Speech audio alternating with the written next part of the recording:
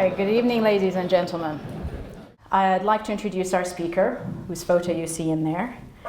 Thomas Pickering is a retired colonel, an assistant professor, and academic chair for security studies at the Africa Center for Security Studies.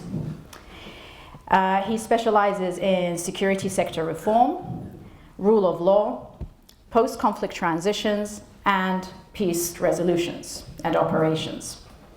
He served as Director of African Studies at the U.S. Army War College as part of his 31-year career in the military.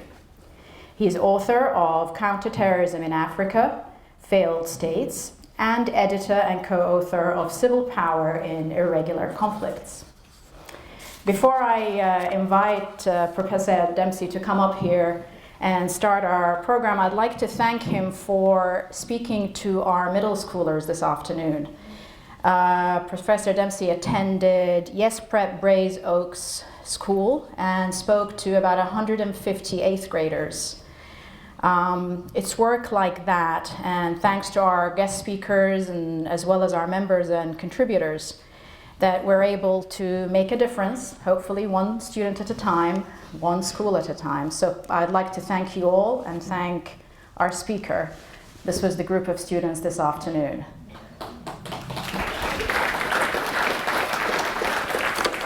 Thank you, Professor Dempsey. Please join us and join me in welcoming our speaker.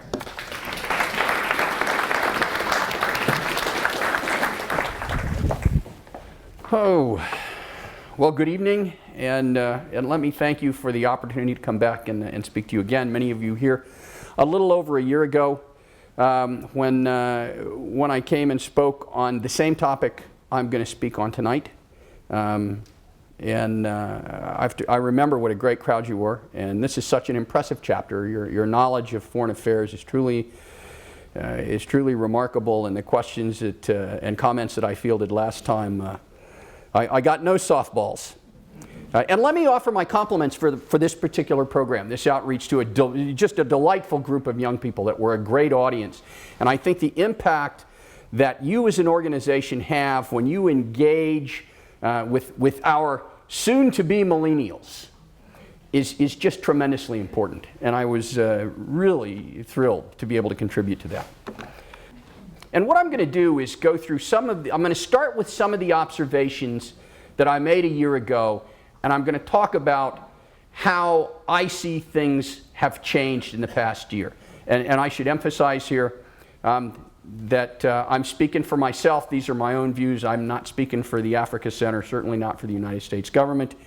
This is a tremendously complex and difficult country and set of issues. And so I'm going to offer you my perspective. I'm not confident that my perspective is the right one, but hopefully it will generate some comment and some thought on your part, and I'll be very interested in your thoughts once I've had a chance to talk to you a little bit about the way I see developments in Nigeria. And of course, we'll start with what's really changed. And there are three big things. And number one is the election that was just concluded in Nigeria. To say this was an historic election is an understatement. It's an election that I predict will have tremendous repercussions, not simply for Nigeria, but for Africa as a whole. It is the first example of genuine transfer of political power in Nigeria, probably since the Civil War.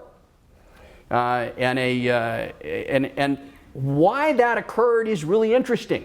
How is it that this incredibly powerful political party that was in complete control of the entire machinery of state in Nigeria managed to get turned out of office? And I can tell you, everybody that I know just assumed that if Goodluck Jonathan didn't win outright, he'd find a way to steal the election. That's certainly what I thought was going to happen. That is not what happened. What happened was the PDP was turned out of power convincingly, and one of the reasons it was turned out of power was the effort the Nigerians have made to build a robust electoral process that resists manipulation and that generates through its own integrity a legitimate result. But more than that, a key element in this election was the role of 1.7 million Nigerian millennials, who not only turned out to vote, but overran the polls with cell phones and cameras, the observers, and scrutinized every aspect of the election.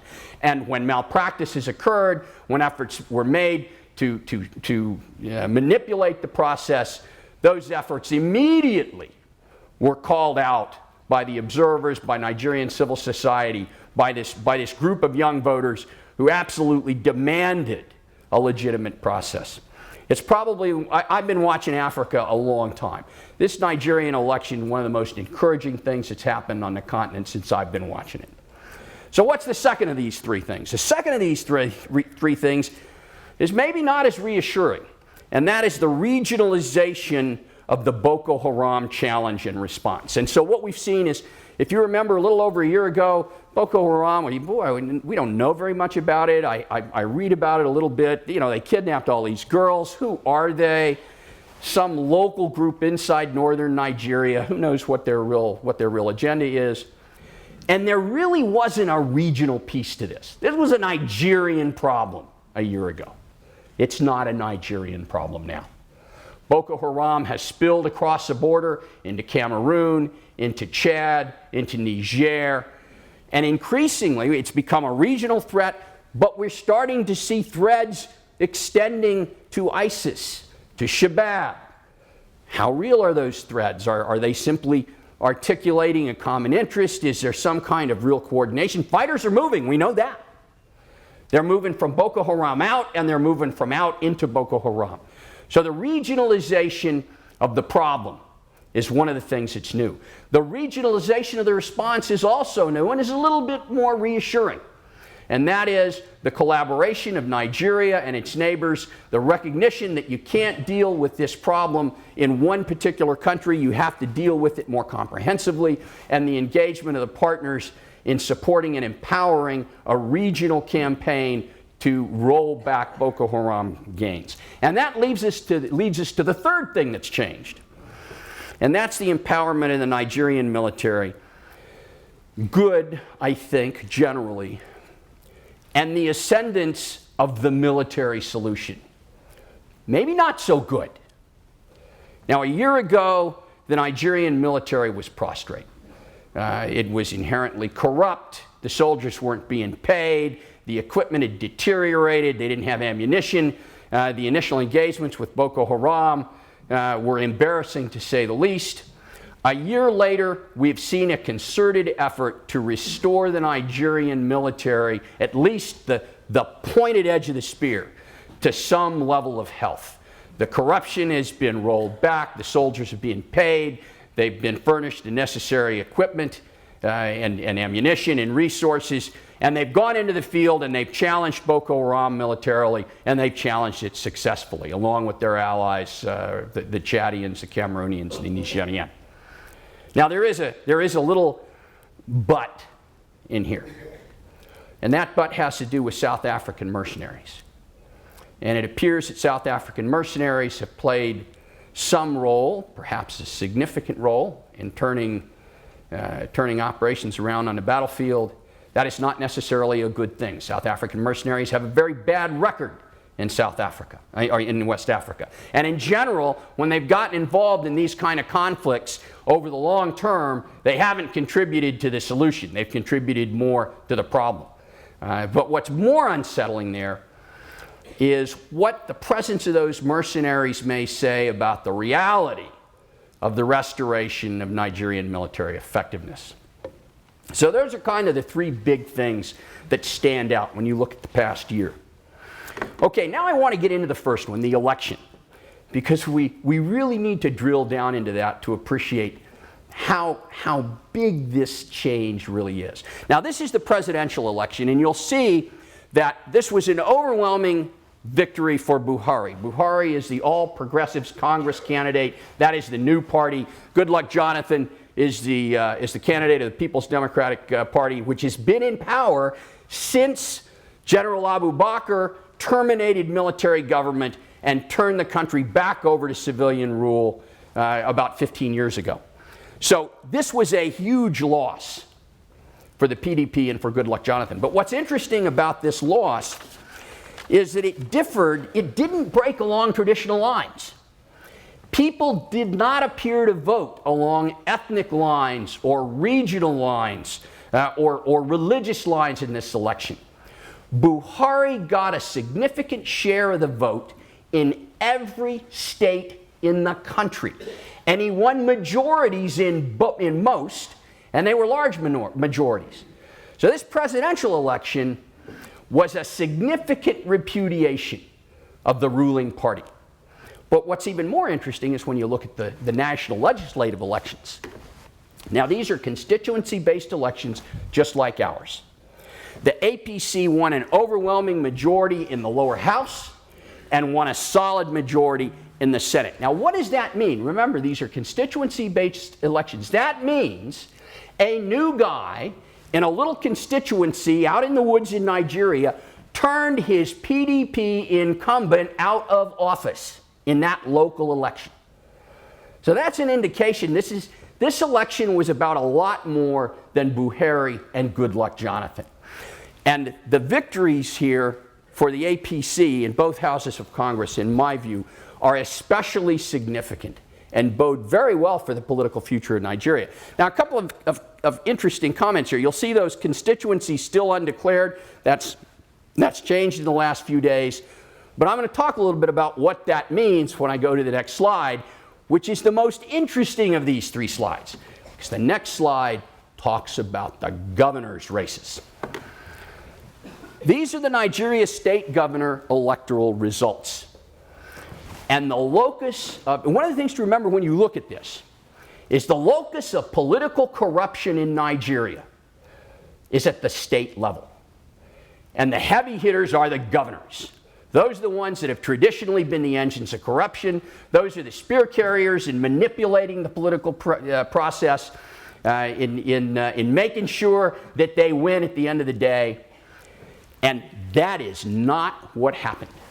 And what's particularly interesting here, if you look at these areas that have shaded, these right here, this little collection, okay? Those are the contested results. Now, what does that mean? What happened there?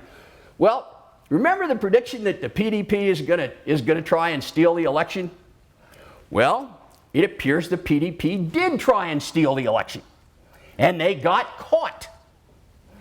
And in those constituencies, the efforts to manipulate the vote and distort the results were so blatant that the National Electoral Commission stopped the election, rescheduled the election for another date with greater scrutiny, and said, we're going to do this over again, and we're going to get a legitimate result. And those rescheduled elections have been conducted over the past roughly 8 days. Now, why is this important? It's important because it demonstrates both the robustness of this new Nigerian electoral process and also the influence of all those voters that were watching these processes that were saying, you can't do that. That's illegal. And lo and behold, it turns out that process has overcome a tradition of corruption and manipulation that goes back decades. So this is a uniformly good news story. Now, one of the things that I suggested the last time I talked to you was that Boko Haram wasn't really the problem. That Boko Haram was a symptom of a broader problem of state failure in Nigeria. And I think that raises the $64,000 question.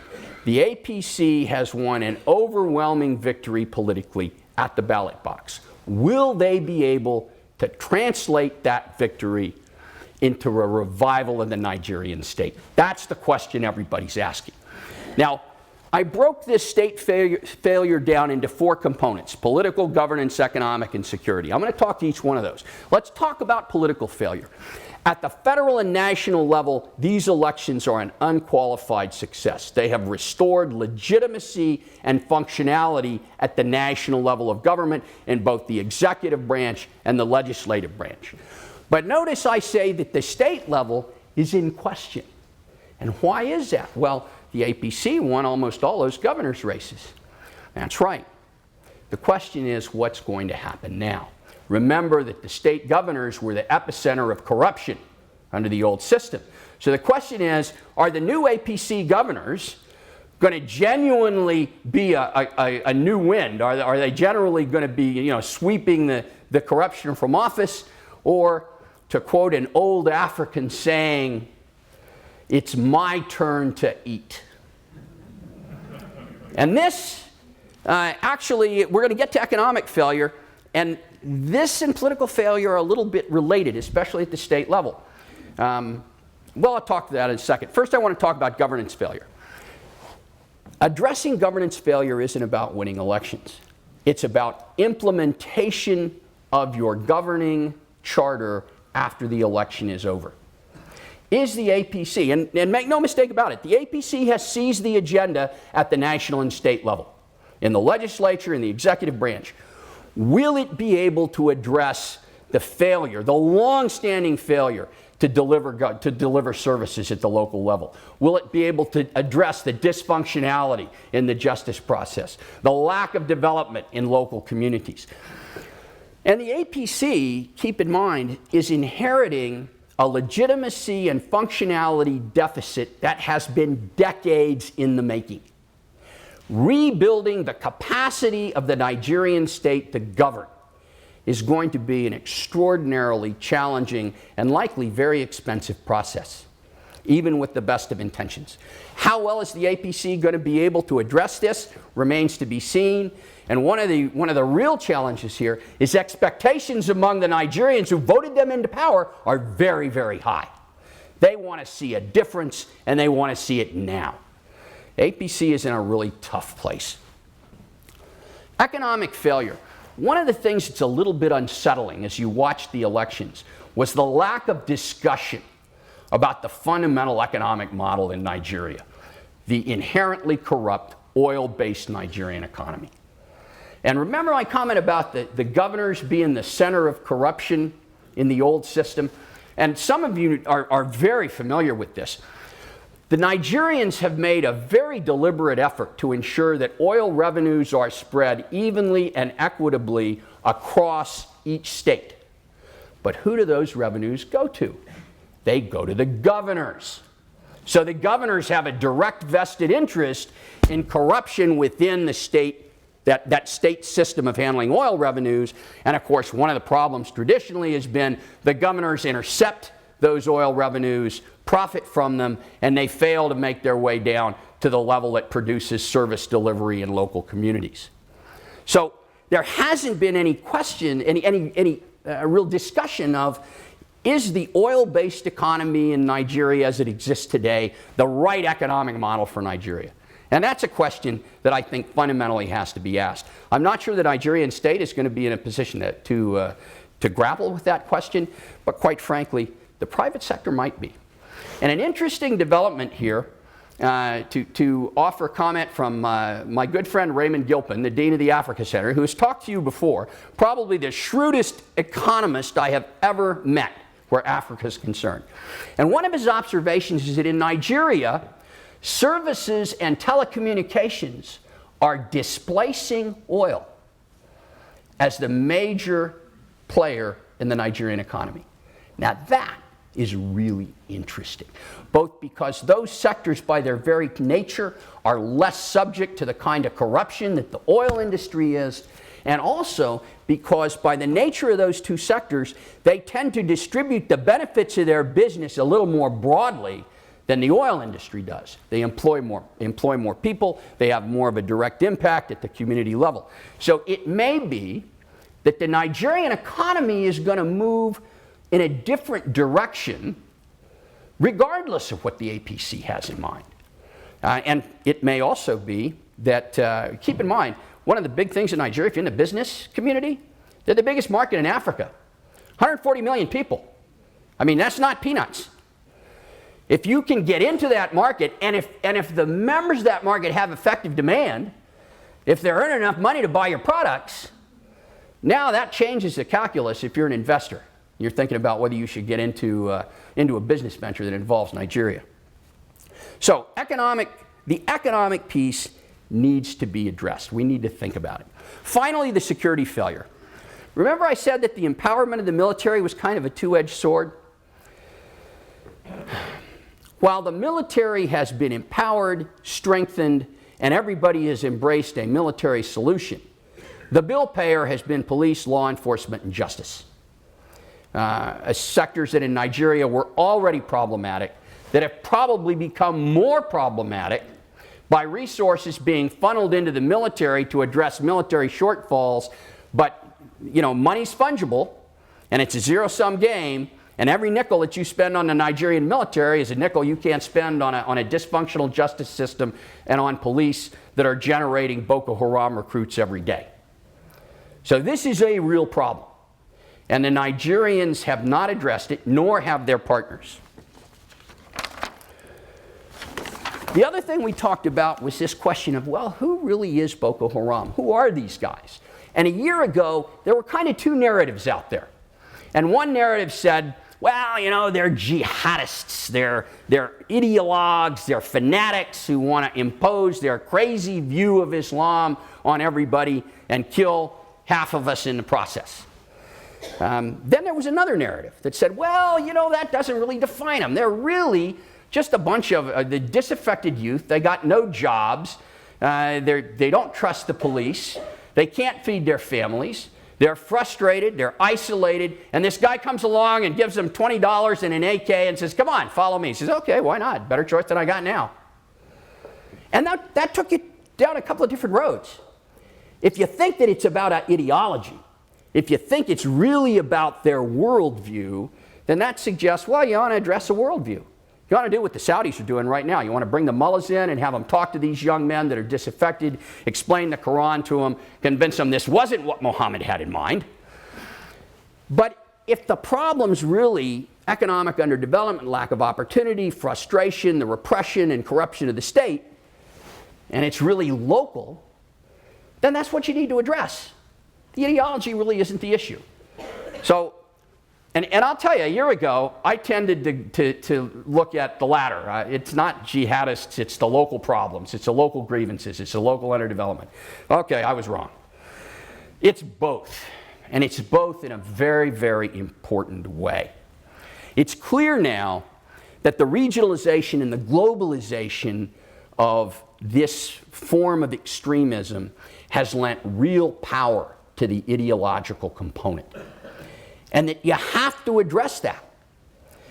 But it's also equally true that at the rank and file fighter level, they're not about interpretations of the Quran. They're about how I'm going to feed my kids tonight. They're about the fact that I can't go to school because the governor stole my scholarship and gave it to his cousin. So you've got both problems. And this is really pernicious, and I'm going to talk to that in a second. But before I do, I want to talk about the last point here. Why the girls? Remember that? So why the girls? Okay, I got all this Boko Haram. Why'd they kidnap all those girls? That raised an issue that nobody has grappled with. And that is the role of gender-based violence and the disempowerment of women in this whole complex of conflict. It is a critical element in the problem of Boko Haram and in the larger problem of conflicts across the world. It doesn't matter whether you're looking at Syria, whether you're looking at Yemen, whether you're looking at Boko Haram, whether you're looking at northern Mali. Gender-based violence and the disempowerment of women at every level is one of the critical features of all of these conflicts. It makes the conflicts worse, it makes them more intractable, and it makes it harder to address them. And so what's the answer to that? The answer to that, frankly, is empowerment of women. But that is not a message that the countries involved in this have embraced, and I'm sorry to say, it's not a message that their external partners have been interested in pursuing. That is a real mistake. Okay. Now I want to get back to this relationship between regional jihadism and local grievances. And here's the problem. if you fix the local grievances, let's say that the APC comes in and they do all the right things, they reduce corruption, they provide services, they rebuild schools, they provide medical care at the village level, they find jobs for these guys, and things are really hunky-dory. If you do not address the regional and global aspect of this, the violence and the extremism is going to flow back into these communities from the outside. It's going to come back into Nigeria, from Mali, from ISIS, from Shabab. And the other side of that argument is, if you address the regional piece and the global piece, we get our FBI partners to track all the money and put the arm on those guys that are talking to each other on the internet and shut down their flights and get rid of their arms and arrest them when they get on the plane in Duluth, Minnesota.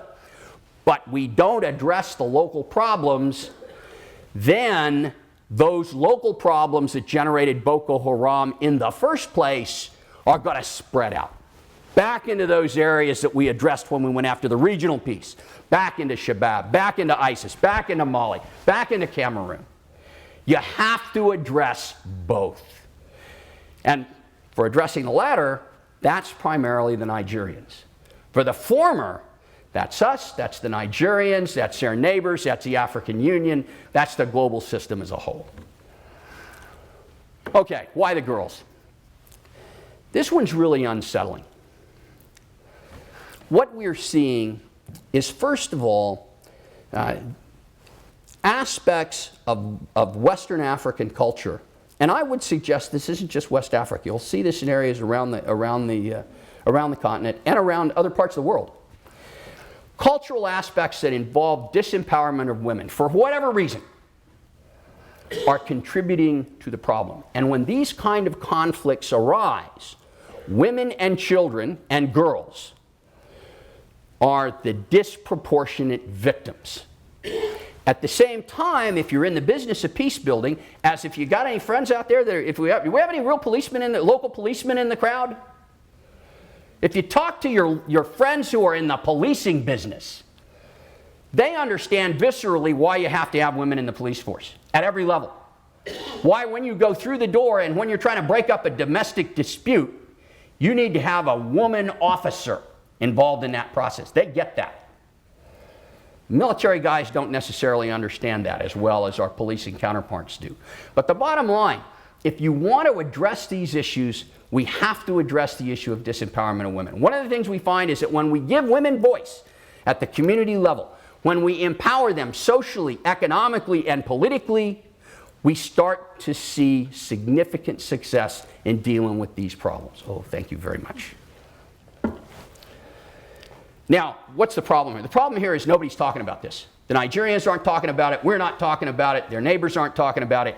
That is a problem. And we really have to get at that one. Okay, strategies for dealing with the fighters. When I was here last time, I suggested that there are 3 real strategies that are on the table here. And the first was the military approach. That's defeating them on the battlefield, and then when they surrender, well, they're prisoners now, right? Prisoners of war.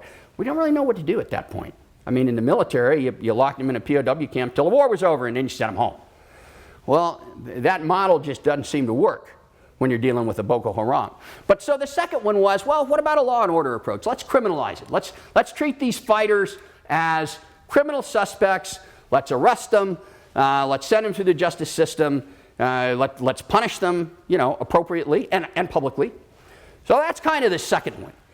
And then the third one that I suggested was, you got to look at how many folks are part of this movement. How many are we talking about? We're not talking about 200 or 300 folks. We're talking about tens of thousands. Not just Boko Haram, but all those other groups out there that are taking up arms, that have abandoned their allegiance to the state because they don't see the state as being functional, as serving their interests. Are we going to put all those guys in jail? Are we going to kill them all?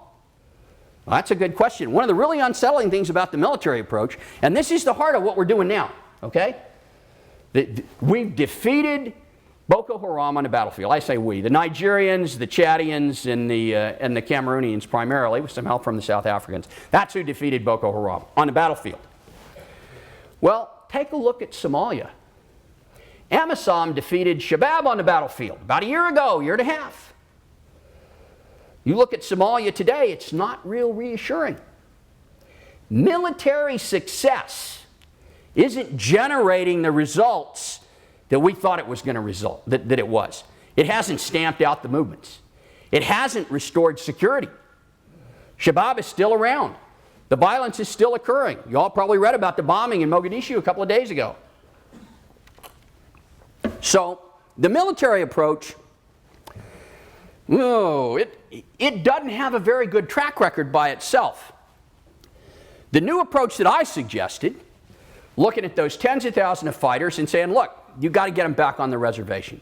You've got to identify the pathological killers, okay, like the serial killers that are never going to be different. They're always going to be a threat to themselves and others, okay? We do this every day in our justice system, and you put those guys somewhere where they can't hurt anyone. But that's not most of them. So what do you do with all the rest? You got to find a way to get them out of the Boko Haram business. You got to find a way to bring them back into their communities, to make them productive citizens. Is that going on today? Ask the military commanders today, what happened to all those Boko Haram guys that you rolled up last week? What happened to all those guys and gals that surrendered to you in Maiduguri? The answer you're going to hear is very, very unsettling, if you get an answer at all, which you probably won't. I'll share an observation, a comment made by a very, very senior African general directly involved in the campaign against Boko Haram. And that comment was, I told my commanders, don't bring me any prisoners. Okay? That's where we are right now. That is not a good place to be. We got a lot of experience with that one. And we know what it generates is unending conflict and more recruits for Boko Haram. So I still believe that this third approach is absolutely essential, but it is not an approach that the Nigerians or any of their partners are pursuing. And that is probably the most unsettling aspect of this problem right now. Now, I suggested 4 strategies for dealing with the problems inherent to Boko Haram. And I'll say up front that when I crafted these, I really didn't have the regional and global aspects of that problem in mind. So if you look at these and say, well, that's not going to help all these connections between Boko Haram and ISIS and Shabab and the guys in Yemen, and you're right, it's not. And we need a set of solutions to address that. And those solutions ultimately have to be regional and international solutions. They got to be collaborative solutions. They got to involve folks like Interpol. But from the perspective of addressing the local problems that are generating recruits inside Nigeria, the first one, decentralization. This is the Nigerian model. I still think this is probably the best alternative. The question is, now the good news is the APC governors are going to be in a position to do that. They are going to be in a position to genuinely empower local governments, empower democracy. They're going to be in a position to push resources down to those governments. The question is, are they going to do it? And I think they might. And the reason I think they might is because every one of those APC governors learned an interesting lesson when he threw out his PDP predecessor, and that is that I'm going to have to run for re-election. And when I do, I'm not going to be able to steal the election any more than that guy could. So he's going to have a vested interest in addressing local grievances. So I think it's really possible that this new APC selection of governors might fundamentally change the playing field at the local level, especially if they are encouraged to do so by external partners. That's us. Okay, security sector reform. Whoa, this is a tough one.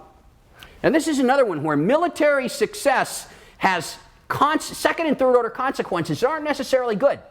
One of the arguments on the military side against genuine reform is to say, oh man, I can't afford to do reform right now. I'm fighting this battle and I need to have military capabilities. And I don't need to worry about that human rights stuff or about that, accountability to civilian leadership or about, whether my guys are properly trained. I just need to be able to get them out and give them guns and let them win on the battlefield. And unfortunately, that's a spacious argument. It's not an either or and it's not an alternative. Effective reform makes our soldiers more capable rather than less capable. But opponents of reform have traditionally used that argument to resist it. say, well, we can't institute reform measures right now because we're in the middle of a fight. That's when reform measures are most important. And they're especially important when your military is involved in a nasty local conflict with a non-state actor like Boko Haram, where you need genuine partnership with police and law enforcement, and when your soldiers really have to have their moral footing. They really have to have a clear understanding of what they're allowed to do and what they're not allowed to do. Okay, a new economic development paradigm. I suggested the Aramco model when I was here last, and some of you will have experience with that model. If you look at Aramco in the 60s and 70s, it made a massive investment in local community development on the philosophy that those local communities were going to produce the workers that had to run the Aramco oil fields. It's probably one of the most effective models we've seen in the last 60 years. It's a model that I think the major extractive industries in Nigeria and elsewhere in Africa could really learn from. In the long run, it pays Shell more to invest in local community development than to bribe the governor. And hopefully Shell's going to figure that out. Okay, what's the U.S. role? Well, I suggested, first of all, appropriate security partnerships. What do I mean by that? I mean, don't partner with guys who are shooting people down in the streets, and especially in justice and police reform. And the greatest risk in this aspect is that we'll embrace kinetic counterterrorism solutions at the expense of everything else, and we'll partner with folks that we shouldn't be partnering with. And I got to say, for my money, the Obama administration gets A's in this area. It's been very, very careful about its engagement with the Nigerians. It's been very careful to tell the Nigerians, look, if your soldiers are burning villages and shooting prisoners, don't expect us to partner with you. And we have been pretty eloquent in telling the Nigerians that they need to do something about their police and their justice system. The problem is all we've done is talk at them. We haven't really partnered effectively with them. And there's a lot of reasons for that if you want to talk about it. But bottom line, we need to continue being very careful about how we partner with the Nigerians and their counterparts in dealing with Boko Haram. We need to not be partnering with security institutions that are involved with wide-scale human rights abuses, that aren't responsive to the needs of their people, and whose solution to Boko Haram is kill them all and let God sort them out. That approach is not helpful, and it's not going to generate anything but extended conflict.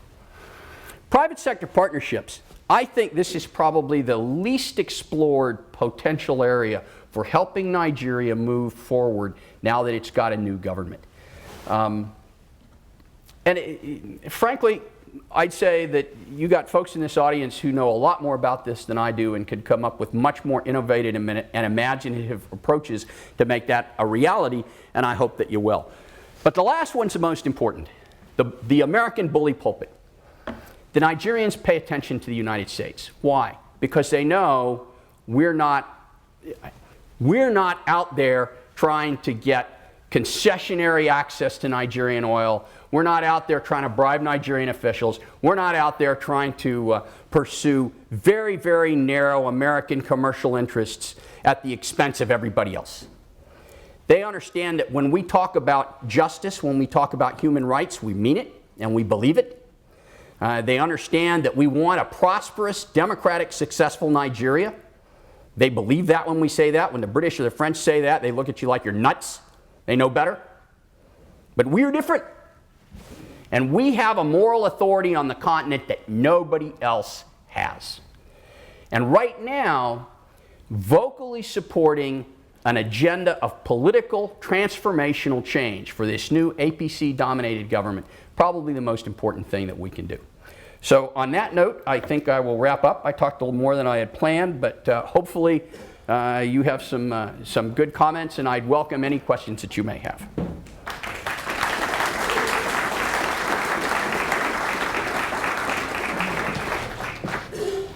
Sorry, thank you, Professor. If you would please hand out your questions. In the meantime, actually, I'll ask you more of a personal question. Okay. Why Africa? Where does that interest come from? Oh, good question. That's a great one. That's the first thing. When I teach at the War College, the first thing, why do we care? It was depressing when the first J5 on the Joint Chiefs of Staff came in and said, we have no interest in Africa. Oh, God, give me a break. Traditionally, what have we cared about? Okay, since 9/11, number one on our list has always been counterterrorism. Okay? Oh. The microphone. Ah, okay. So number one on our list has always been counterterrorism. That's the reality, folks, and it's not going to change anytime soon. And it all goes back to 9/11.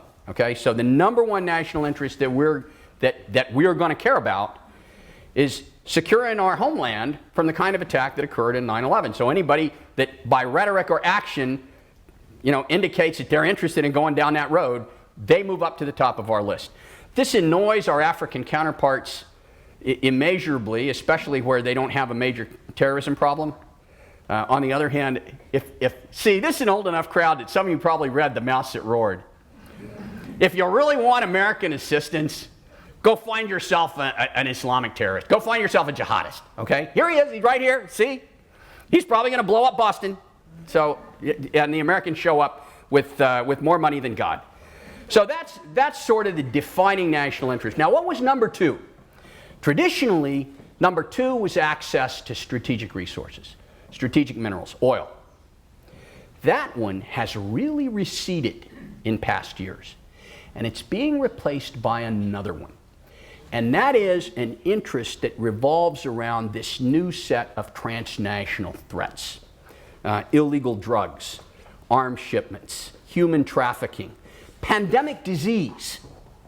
And one of the reasons this is emerging is because we're finding out that in this new globally connected world, these kind of problems in Lagos come home to roost very, very quickly in Houston, in Manhattan, Kansas, and Los Angeles.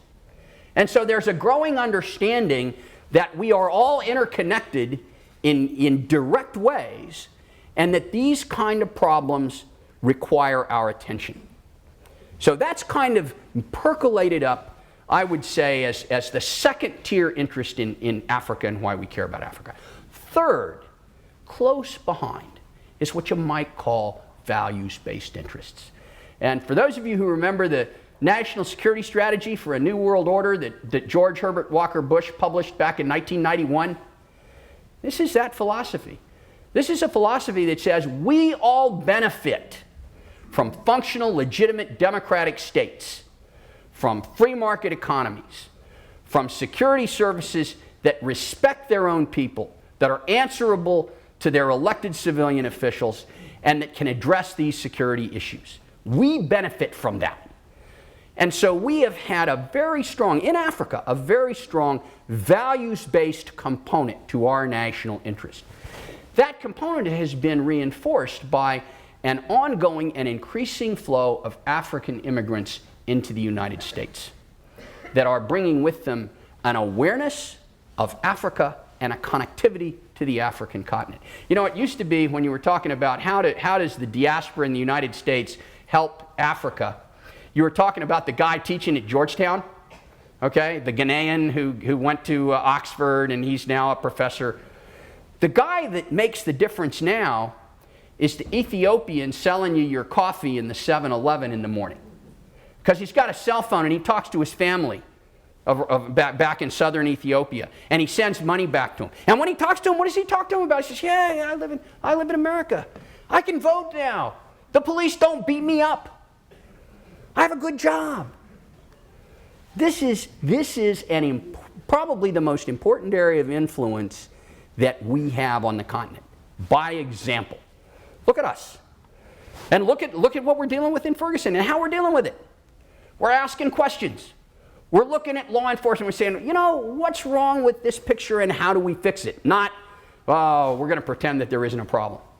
So that's one of the aspects that I think is particularly important. Okay, more questions. I'll be quicker in my answers. Yeah, they're coming at me here. Okay. You mentioned the Aramco model as part of the new paradigm Yes. for economic development in Nigeria. What do you believe is the most important factor in getting extractive MNGs like a Shell Corp to understand the value of this model? Bottom line. Do the numbers. Show them, hey, look, you know, you got this workforce, you got this market of 140 million if they can actually earn money, if you got these communities around your oil wells that actually have jobs, look at how this can influence your operations. Look at the cost that you can reduce if you don't have to bring in workers from outside. Look at the costs of your oil operation if you no longer have men fighters going up and down the rivers shooting at your oil rigs. You know, dollars and cents. That's how the private sector works. You got to talk about profits, and the case is there to be made. You spoke quite a bit about the empowerment of women, or disempowerment of women, as the Yes. case might be. How can people help? What ideas, what ways can individuals help? What can be done at this end? And this is a problem that is worldwide, really, not just Nigeria. I think one of the things that can be done in this end is empowering our own women's voices in groups like this, and speaking to our Nigerian counterparts. I think that sending notes to your congressman. Tell him you're worried about this. Tell him you care about this issue. You tell them, trust me, they'll tell the Nigerians. Outreach. Well, anything that you can get involved with that encourages, for example, girls' education. On the professional side, for those of you who are in the security business, either directly or indirectly, pushing hard on the issue of incorporation of women at every level in our security services, from the level of the policeman patrolling the streets up to the Director General of Police, every level in the military, encouraging women's involvement in the bureaucracies at every level that run the state, encouraging women to become involved in civil society groups. And there's another great avenue. Those of you who are involved in civil society groups that have outreach to Africa and work with similar groups in Africa, encourage those groups to empower women, to let women's voices be heard.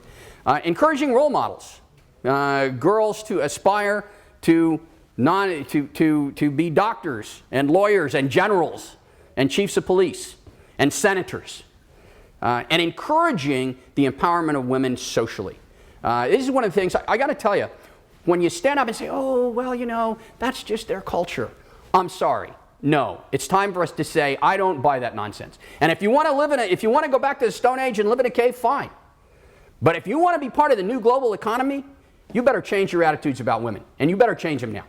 I think that's a message we shouldn't apologize for, and I think we need to stop soft pedaling cultural and local practices that disempower women because somehow they got authenticity.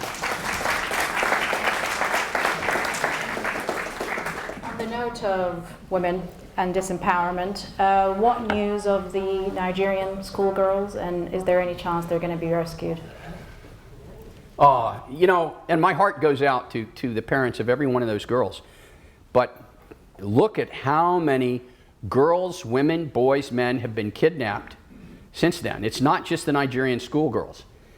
And this gets back to this issue of what we're going to do about Boko Haram. What about it's not just the 200 Chibok girls. There are literally thousands and thousands of Nigerians who have been taken hostage, who have been dragged into these Boko Haram bands, some of whom have become fighters themselves or become, porters and cooks for the fighters because they don't have any choice. We need to address all of them, not just the Chibok girls. We need to get them all back. How are we going to do that? That's going to be very difficult. It's going to require a lot of effort. And ultimately, you don't get there by demonizing Boko Haram and saying they're all evil and we need to just kill them all. You'll never get anybody back if you do that. Okay. That actually takes me to the next question. Let's not give up on that remote. You mentioned DDR as an effective strategy to eventually solve the Boko Haram issue. How do you envision such a strategy can or will distinguish between those that willingly joined Boko Haram and those that were recruited against their will, and how or should the treatment be different? Okay. And I'm not sure that whether you willingly or unwillingly joined Boko Haram, I'm sorry, I'm not sure that's a meaningful distinction. The real issue is once you're there, you're there. Now what are we going to do about you? And now it's a really, really tough balance between justice on the one hand and reconciliation on the other. And you know, there has to be a line at some point. There are some things that frankly are unforgivable. I mean, you can look at the genocide in Rwanda and look at how Rwanda dealt with this. This is the Gacaca courts, traditional courts, and it was local, and it was the people who were victimized looking at the victimizer and having to make the tough decisions about, okay, how far are we going to go? Where is punishment going to stop and reconciliation is going to start? What's going to be an offense or an action that we simply are going to say is beyond the pale? And if we say that, then what are we? And the we isn't you and me. We is the communities that were victimized by this. It's a very, very, very difficult process. But you can't put everybody in jail. I mean, if you're in Nigeria, they are my kids. They are my sons and daughters that are out here doing this, just like they're my sons and daughters out there being victimized. I'll tell you a couple of examples where it's been done very, very well. One example is the Saudis. The Saudis have a program for sort of deprogramming the young men and women who get drawn into these violent extremist groups. And it's very involved, it takes a long time, and ultimately it reinserts them into their communities in functional roles where they have jobs, where they're accepted by the communities that they come from. And these are some guys and gals that did some pretty awful things. And they have a very, very good success rate. The best example that we were associated with was when Major General Stone, Marine reservist, Silicon Valley wonder kid, was brought into Iraq after Boko, after Abu Ghraib, to sort out detention operations. And what he did was he set up essentially an involuntary DDR program. He reorganized the whole thing. He brought in mullahs to teach Arabic to the fighters that had been swept up, to explain the teachings of Muhammad, and to explain why the line the extremists were taking wasn't embraced by the Quran. He brought in job training programs so that they would have a means of livelihood when they were released. He brought in their families. He brought in the sheikh. He brought in the local notables from their village. And he had a little committee, and he'd bring the guy before the committee, and he'd encourage him to talk to his family. And the committee ultimately would decide, after interviewing this guy, when they thought he was ready to come back and be part of the community again. These are communities that had people who were killed by some of these guys. For those of you who track recidivism rates, the recidivism rate for that program was 3%. One of the lowest ever seen. It was highly effective. That was what turned around the war in Iraq, not the awakening, not those Sunni fighters we were paying. It was the DDR program that General Stone ran. So, can you do it? Yes. But ultimately, you have to step back from vengeance. You have to step back from an eye for an eye. And that's hard to do, and we can't do it. The only people who can do it is the community where the depredations took place. Would you not say that's such a good example that you just gave in Iraq? Sustainability is one of the issues? I mean, yes. It was done, and then look at where we are now. Absolutely. And the point there, DDR is only a tiny piece of the puzzle. If you don't address the fundamental problems, if you don't address the political issues, as we didn't in Iraq, if you don't address the local conditions that are forcing the young people into taking sort of the king's shilling from these non-state terrorist groups, if you don't address those problems, it won't matter how good your DDR program is. By the same token, the example of Saudi Arabia and the success rates they have had with their anti-terrorism activities. At the same time, we've got Saudi funding that's going towards terrorism elsewhere. So, that's a sore subject. Okay, let me talk to that one. Okay, this is tough, folks. Islam is no different than evangelical Christianity or the Church of the Latter-day Saints. Okay, one of the zakat, the giving of alms, is a fundamental pillar of the faith. And you have all sorts of organizations that act as funnels for Muslims who want to give their zakat and see it go for good purposes. And there's massive amounts of money changing hands. Those organizations, by and large, aren't very well run. They aren't very well regulated because they're operating in countries that, frankly, don't have problematic systems of governance and problematic systems of accountability. We have problems with that. I mean, talk to our counterparts from the law enforcement community.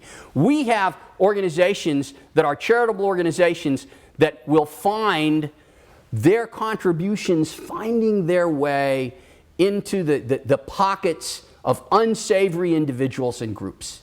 In the best of times, with the best of systems, it's tough to police that. The vast majority of the funds that come out of Saudi Arabia that you're talking about, the vast majority, build mosques, they provide schools to communities that otherwise wouldn't have any education, they contribute to community development. A tiny portion of that finds its way into the coffers of groups like ISIS, groups like Shabab, groups like Al-Qaeda in the Islamic Maghreb. So how do you deal with that problem without shutting down that tremendous flow of good? You know, when I was in N'Djamena, God, when was this? This was 1997. And I was running Africa for DIA. And I went to N'Djamena and I met the guy there who was the defense attaché. He was an old major. And we were down in the middle of N'Djamena. I felt like I was in the middle of Bojest. And I was talking to him about these, these mullahs are a real problem coming out of Saudi Arabia. Gosh, I mean, that's... And he looked at me and said, look, the mullahs walk all the way across the desert. They got nothing. They get here and they set up a school. And they not only provide free education to these kids that you see around here whose parents can't afford anything, but they teach them a value system.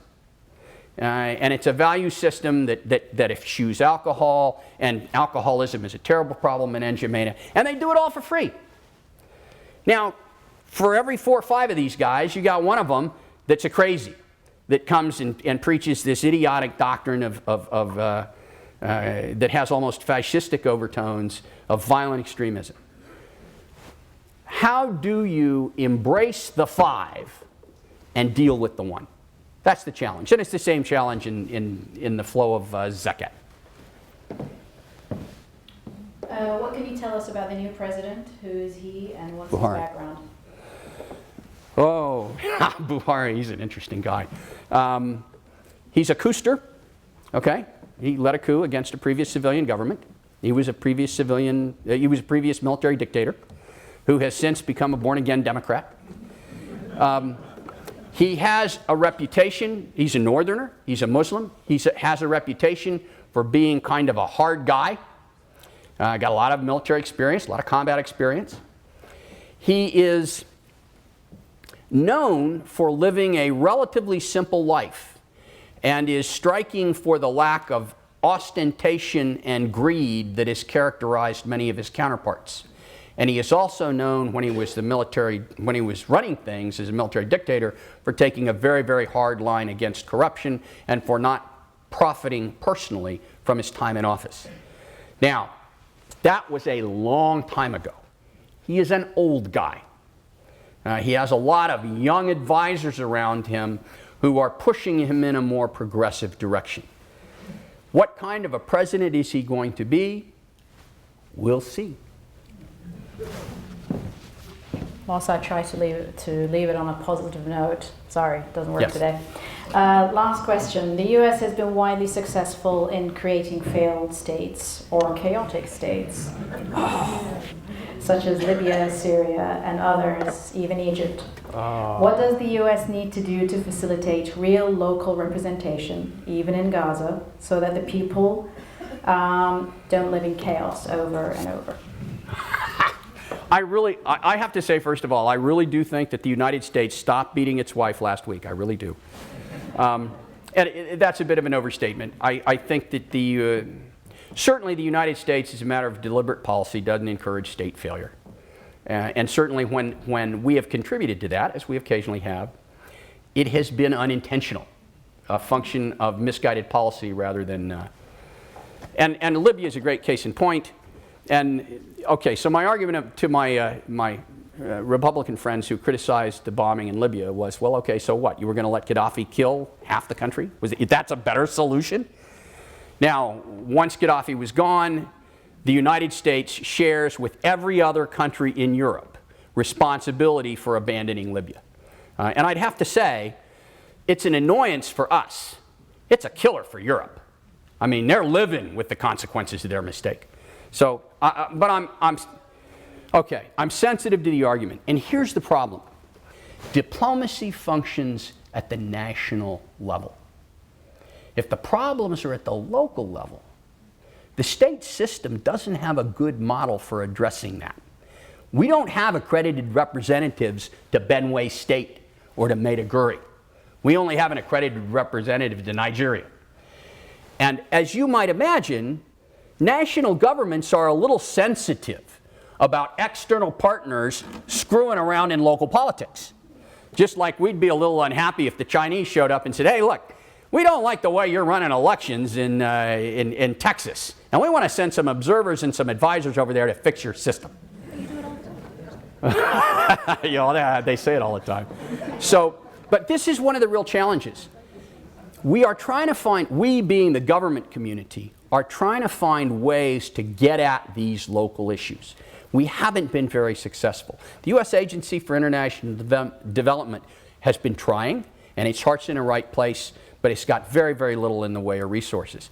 The more likely players to influence that are the private sector and the NGO community.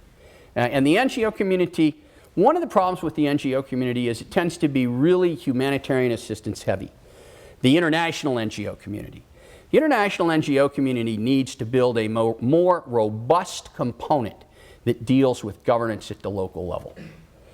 Civil society needs, your organization needs to find ways to reach out to local organizations in Nigeria that care about this stuff and have a dialogue with them and share ideas at how they might be able to more effectively influence events at the local level. And I honestly think that kind of approach can make a huge difference. I think we're out of time, I think. Thank you very much. I will try to add that to our goals for the next year. Thank you very much, Professor Dempsey. Thank you, everyone, for showing up. And see you next week, I hope. Thank you. You've all been very patient. Thank you.